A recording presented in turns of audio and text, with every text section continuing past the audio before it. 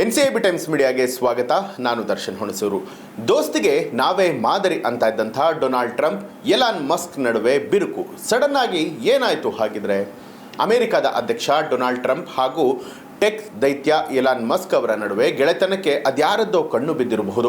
ಒಬ್ಬರನ್ನೊಬ್ಬರು ಬಿಟ್ಟಿರಲಾರದಷ್ಟು ನಿಕಟತೆಯನ್ನು ಹೊಂದಿದ್ದಂಥ ಇವರಿಬ್ಬರ ನಡುವೆ ಈಗ ಒಬ್ಬರ ಮುಖಾನ ಒಬ್ಬರು ನೋಡದೇ ಇರುವಂತಹ ರೀತಿಯಲ್ಲಿ ವೈರತ್ವ ಬೆಳೆದಿದೆ.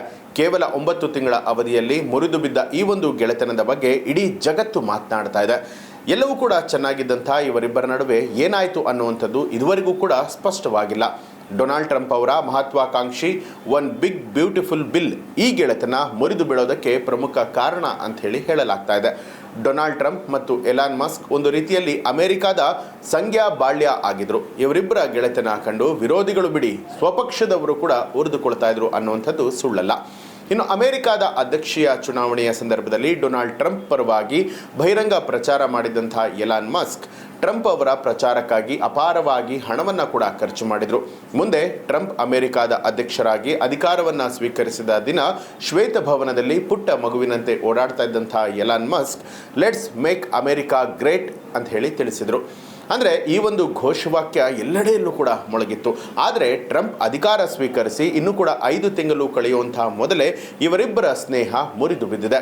ಒನ್ ಬಿಗ್ ಬ್ಯೂಟಿಫುಲ್ ಬಿಲ್ ವಿರೋಧಿಸಿ ಎಲಾನ್ ಮಸ್ಕ್ ಈಗಾಗಲೇ ತಮ್ಮ ಅಮೆರಿಕ ದಕ್ಷತಾ ಇಲಾಖೆಯ ಮುಖ್ಯಸ್ಥ ಸ್ಥಾನಕ್ಕೆ ರಾಜೀನಾಮೆಯನ್ನ ನೀಡಿ ಶ್ವೇತಭವನದಿಂದ ಹೊರಬಂದಿದ್ದಾರೆ. ಈಗ ಟ್ರಂಪ್ ವಿರುದ್ಧ ನೇರ ಸಮರ ಆರಂಭಿಸಿರುವಂತಹ ಎಲಾನ್ ಮಸ್ಕ್ ಅಮೆರಿಕದ 80% ಜನರನ್ನ ಪ್ರತಿನಿಧಿಸಿರುವಂತಹ ನಿಜವಾದ ರಾಜಕೀಯ ಪಕ್ಷವನ್ನ ಸ್ಥಾಪನೆ ಮಾಡಿದ್ರೆ ಹೇಗೆ ಅಂತ ಹೇಳಿ ಅಮೆರಿಕವನ್ನ ಪ್ರಶ್ನೆ ಮಾಡ್ತಿದ್ದಾರೆ. ಅಮೆರಿಕದ ದ್ವಿಪಕ್ಷ ಪದ್ಧತಿಯ ಬಗ್ಗೆ ಗೊತ್ತಿದ್ದು ಕೂಡ ಎಲಾನ್ ಮಸ್ಕ್ ಇಂಥದೊಂದು ಪ್ರಶ್ನೆಯನ್ನ ಕೇಳೋದಕ್ಕೆ ಧೈರ್ಯ ತೋರಿರುವಂಥದ್ದು ಡೊನಾಲ್ಡ್ ಟ್ರಂಪ್ ಮೇಲಿನ ಅವರ ಕೋಪಕ್ಕೆ ಸಾಕ್ಷಿ ಅಂತಾನೆ ಹೇಳಬಹುದು. ಇನ್ನು 9 ತಿಂಗಳ ಹಿಂದೆ ಅದ್ಯಾವ ಆವೇಶದ ಧ್ವನಿಯಲ್ಲಿ ಎಲಾನ್ ಮಸ್ಕ್ ಅವರು ಡೊನಾಲ್ಡ್ ಟ್ರಂಪ್ ಅವರನ್ನ ಬೆಂಬಲವನ್ನ ಕೊಟ್ಟಿದ್ರು, ಅದೇ ಆವೇಶದ ಧ್ವನಿಯಲ್ಲಿ ಡೊನಾಲ್ಡ್ ಟ್ರಂಪ್ ಅವರನ್ನ ಇದೀಗ ವಿರೋಧ ಮಾಡ್ತಿದ್ದಾರೆ. ಡೊನಾಲ್ಡ್ ಟ್ರಂಪ್ ಅವರನ್ನ ಅಮೆರಿಕದ ಆರ್ಥಿಕತೆಯ ಸುಧಾರಕ ಎಂದೆಲ್ಲ ಹೊಗಳ್ತಾ ಇದ್ದಂತಹ ಎಲಾನ್ ಮಸ್ಕ್ ಈಗ ಅವರನ್ನ ಅಮೆರಿಕದ ಆರ್ಥಿಕತೆಯನ್ನ ಮಣ್ಣು ಪಾಲು ಮಾಡುವಂತಹ ನಾಯಕ ಅಂತ ಹೇಳಿ ಜರಿತಾ ಇದ್ದಾರೆ. ಒನ್ ಬಿಗ್ ಬ್ಯೂಟಿಫುಲ್ ಬಿಲ್ ತಮ್ಮ ಉದ್ಯಮಕ್ಕೆ ಹೊಡೆತವನ್ನು ನೀಡ್ತಾ ಇದೆ ಅನ್ನುವಂತಹ ಕಾರಣಕ್ಕೆ ಎಲಾನ್ ಮಸ್ಕ್ ಅವರು ಟ್ರಂಪ್ ಅವರನ್ನ ನಿಂದನೆ ಮಾಡ್ತಾ ಇರುವಂಥದ್ದು. ಇದಕ್ಕೆ ಪೂರಕ ಎಂಬಂತೆ ಟೆಸ್ಲಾ ಕಂಪನಿಯ ಷೇರು ಮೌಲ್ಯ ಕೂಡ ಕುಸಿತವನ್ನು ಕಂಡಿರುವಂಥದ್ದು ಎಲಾನ್ ಮಸ್ಕ್ ಅವರ ಕೋಪವನ್ನು ಮತ್ತಷ್ಟು ಹೆಚ್ಚಿಸಿದೆ.